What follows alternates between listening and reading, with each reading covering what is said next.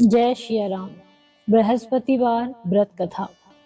व्रत महात्म्य एवं विधि। इस व्रत को करने से समस्त इच्छाएं पूर्ण होती हैं और बृहस्पति महाराज प्रसन्न होते हैं।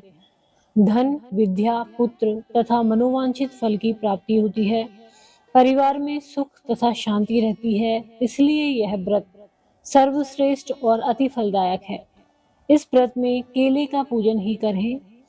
कथा और पूजन के समय मन, कर्म और वचन से शुद्ध होकर मनोकामना पूर्ति के लिए बृहस्पति देव से प्रार्थना करनी चाहिए।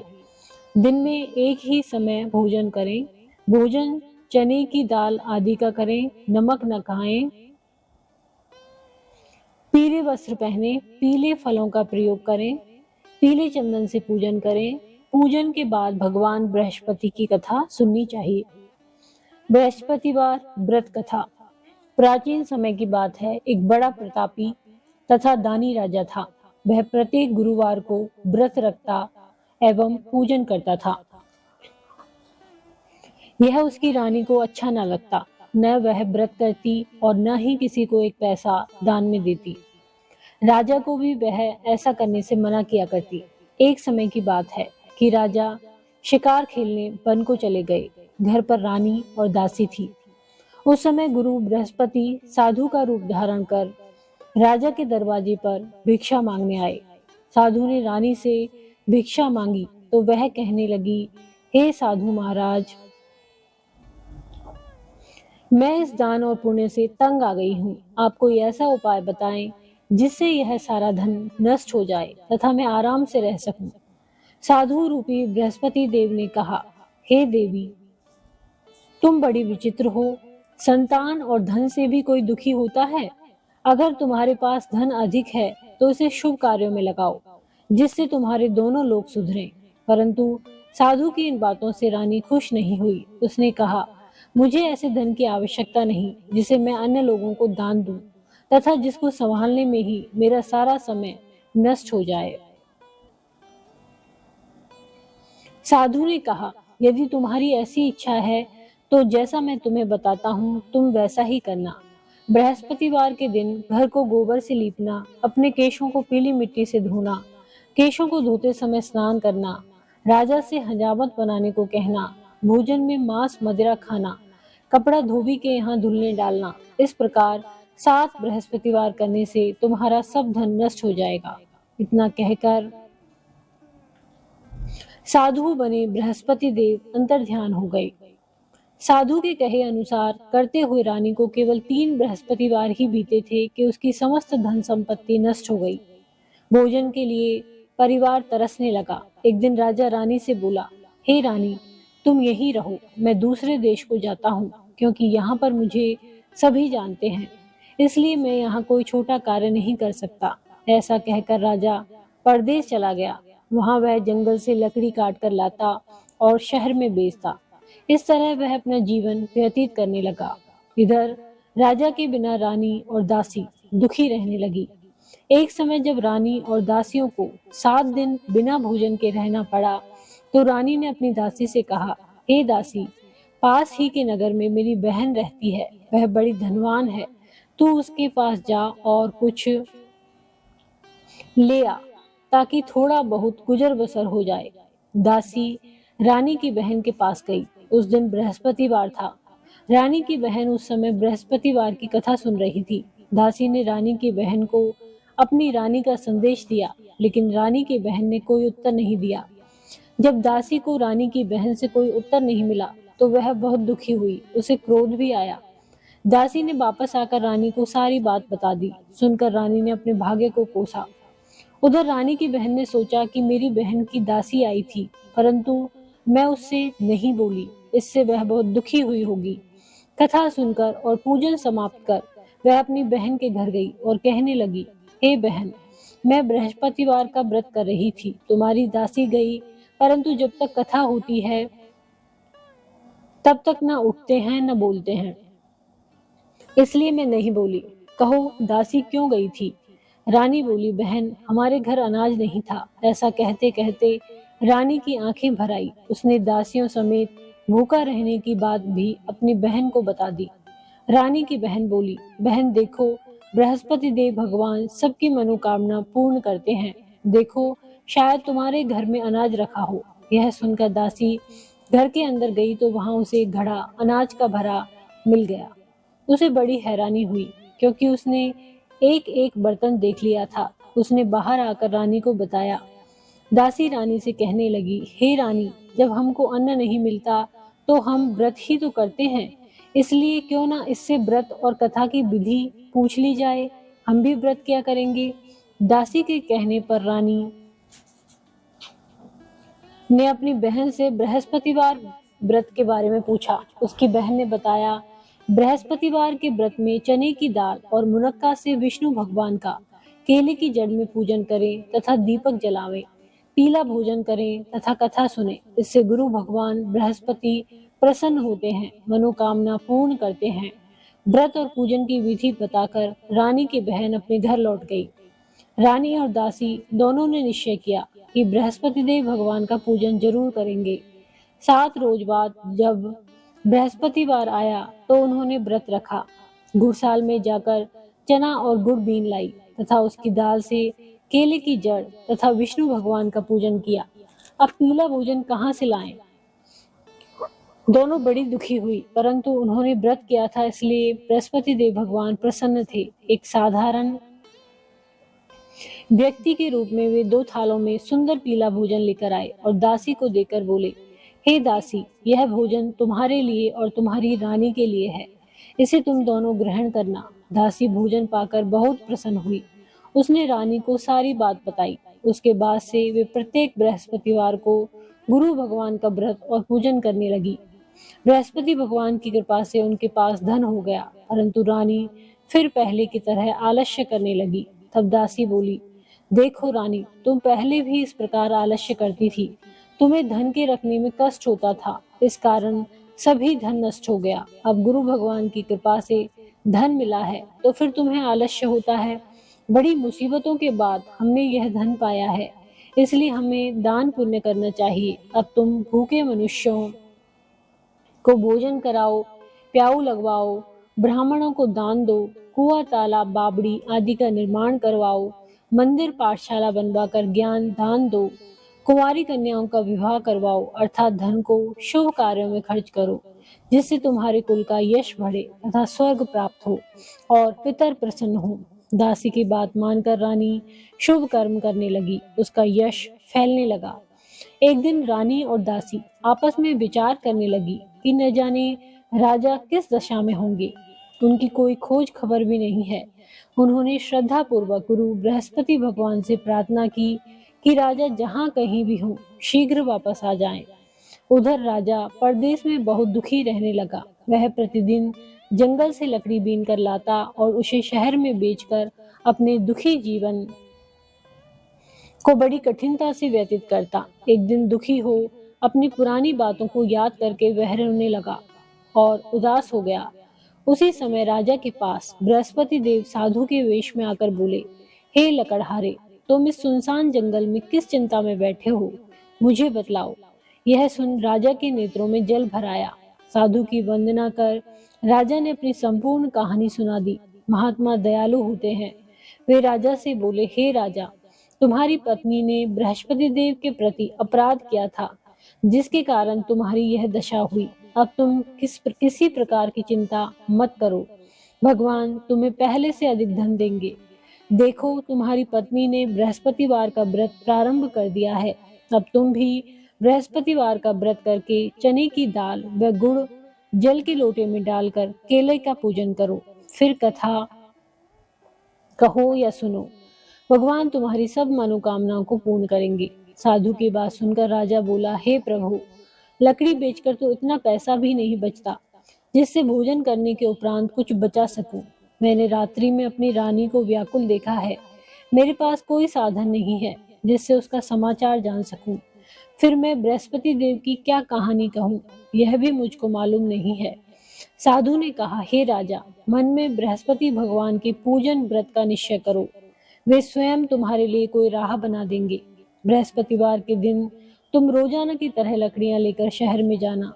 तुम्हें रोज से दुगना धन प्राप्त होगा, जिससे तुम भली भांति भोजन कर लोगे तथा बृहस्पति देव की पूजा का सामान भी आ जाएगा।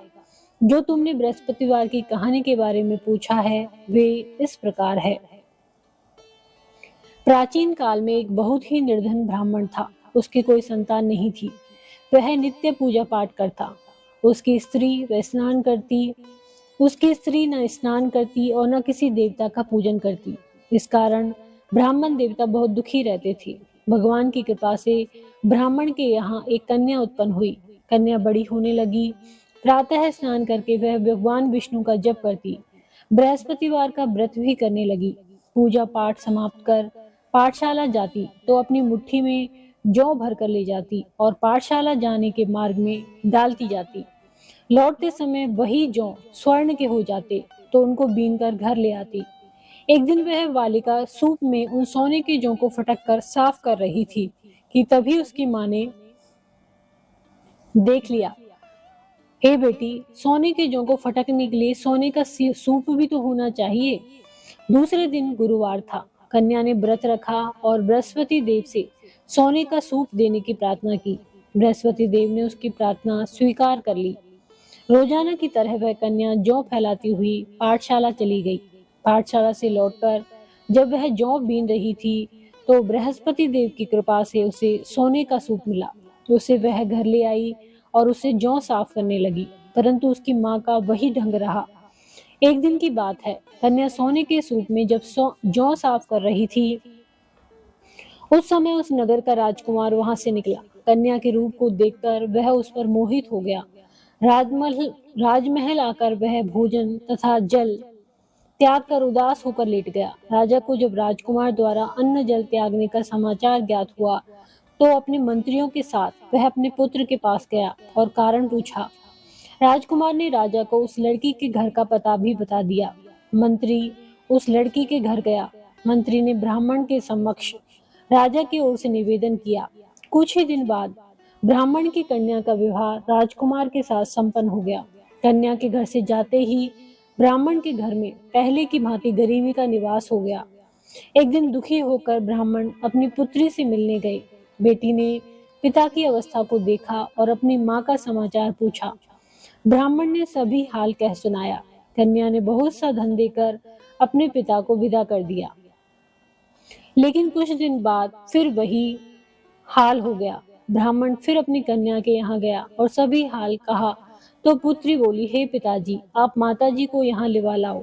मैं उन्हें वह विधि बता दूंगी जिससे गरीबी दूर हो जाए। ब्राह्मण देवता अपनी स्त्री को साथ लेकर अपनी पुत्री के पास राजमहल पहुंचे तो पुत्री अपनी माँ को समझाने लगी, हे माँ, तुम प्रातः काल स्नान आदि करके विष्णु भगवान का पूजन करो तो सब दरिद्रता दूर हो जाएगी। परंतु उसकी माँ ने उसकी एक भी बात नहीं मानी। वह प्रातः काल उठकर अपनी पुत्री का बच्चा झूठन खा लेती थी। एक दिन उसकी पुत्री को बहुत गुस्सा आया। उसने अपनी माँ को एक कोठरी में बंद कर दिया। प्रातः उसे स्नान आदि करा के पूजा पाठ करवाया तो उसकी माँ की बुद्धि ठीक हो गई। इसके बाद वह नियम से पूजा पाठ करने लगी और प्रत्येक बृहस्पतिवार को व्रत रखने लगी। इस व्रत के प्रभाव से मृत्यु के बाद वह स्वर्ग को गई। वह ब्राह्मण भी सुखपूर्वक इस लोक का सुख भोगकर स्वर्ग को प्राप्त हुआ। इस तरह कहानी कहकर साधु देवता वहां से लोप हो गए। धीरे धीरे समय व्यतीत होने पर फिर बृहस्पतिवार का दिन आया। राजा जंगल से लकड़ी काटकर शहर में बेचने गया। उससे उस दिन और दिनों से अधिक धन मिला। राजा ने चना, गुड़ आदि लाकर बृहस्पतिवार का व्रत किया। उस दिन से उसके सभी क्लेश दूर हुए। परंतु जब अगले गुरुवार का दिन आया तो वह बृहस्पतिवार का व्रत करना भूल गया। तो इस कारण बृहस्पति भगवान नाराज हो गए। उस दिन उस नगर के राजा ने विशाल यज्ञ का आयोजन किया था तथा अपने समस्त राज्य में घोषणा करवा दी कि सभी मेरे यहाँ भोजन करने आवे। किसी के घर चूल्हा न जले। इस आज्ञा को जो न मानेगा उसको फांसी दे दी जाएगी। राजा की आज्ञा अनुसार राज्य के सभी वासी राजा के भोज में सम्मिलित हुए, लेकिन लकड़हारा कुछ देर से पहुंचा, इसलिए राजा उसको अपने साथ महल में ले गए। जब राजा लकड़हारे को भोजन करा रहे थे तो रानी की दृष्टि उस खूंटी पर पड़ी जिस पर उसका हार लटका हुआ था। उसे हार खूंटी पर लटका दिखाई नहीं दिया। रानी को निश्चय हो गया कि मेरा हार इस लकड़हारे ने चुरा लिया है।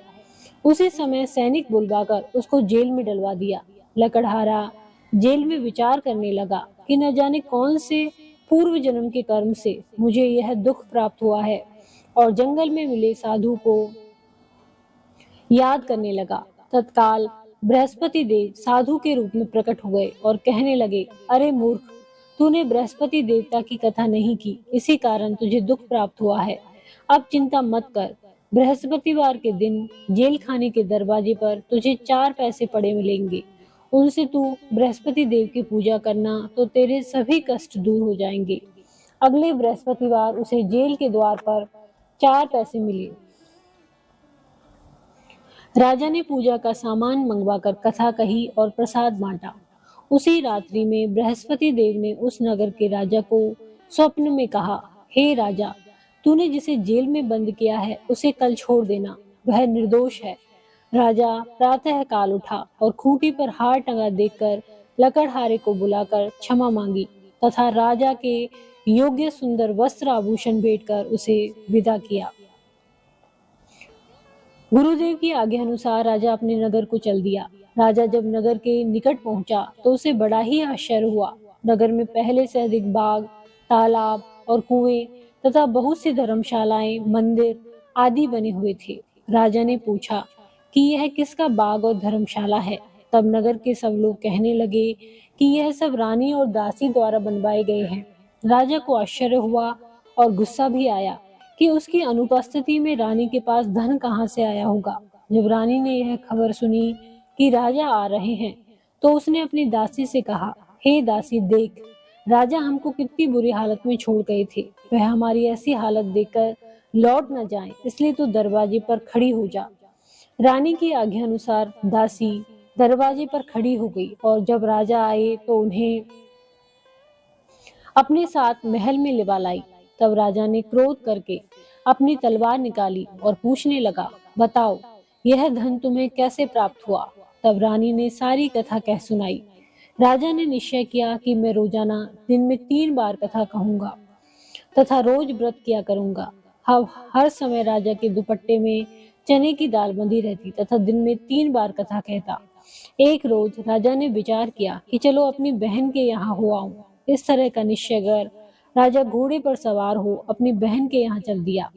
मार्ग में उसने देखा कि कुछ आदमी एक मुर्दे को ले जा रहे हैं। उन्हें रोककर राजा कहने लगा, अरे भाइयों, मेरी बृहस्पति की कथा सुन लो। वे बोले, लो, हमारा तो आदमी मर गया है, इसको अपनी कथा की पड़ी है। परंतु कुछ आदमी बोले, अच्छा कहो, हम तुम्हारी कथा भी सुनेंगे। राजा ने दाल निकाली और कथा कहनी शुरू कर दी। जब कथा आदि हुई तो मुर्दा हिलने लगा और जब कथा समाप्त हुई तो राम राम कहकर वह मुर्दा खड़ा हो गया। राजा आगे बढ़ा, उसे चलते चलते शाम हो गई। आगे मार्ग में उसे किसान खेत में हल चलाता मिला। राजा ने उससे कथा सुनने का आग्रह किया, लेकिन वह नहीं माना। राजा आगे चला पड़ा। राजा के हटते ही बैल पछाड़ खाकर गिर गए तथा किसान के पेट में बहुत जोर से दर्द होने लगा। उसी समय किसान की पत्नी रोटी लेकर आई। उसने जब देखा तो अपने पुत्र से सब हाल पूछा।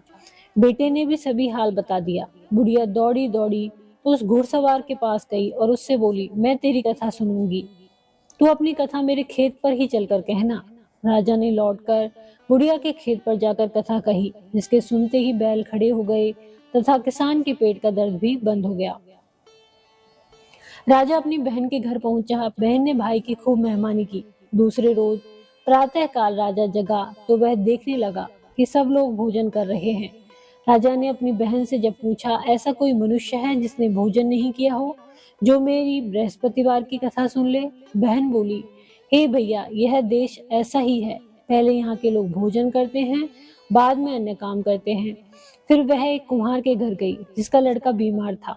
उसे मालूम हुआ कि उसके यहाँ 3 दिन से किसी ने भोजन नहीं किया है। रानी ने अपनी भाई की कथा सुनने के लिए कुम्हार से कहा। वह तैयार हो गया।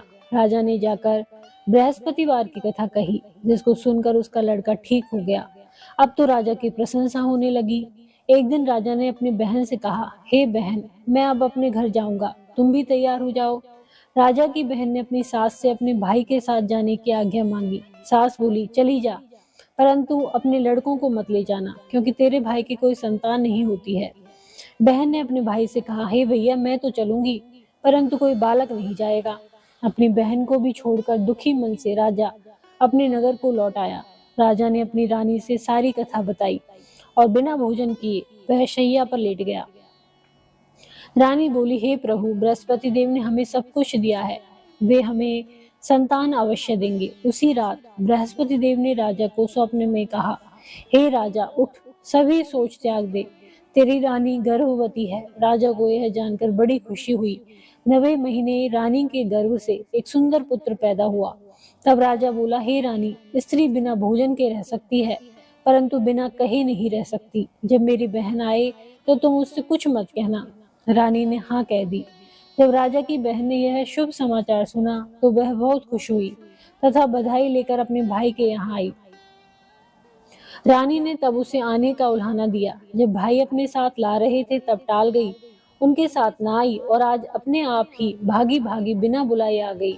तो राजा की बहन बोली, भाई, मैं इस प्रकार न कहती तो तुम्हारे घर औलाद कैसे होती।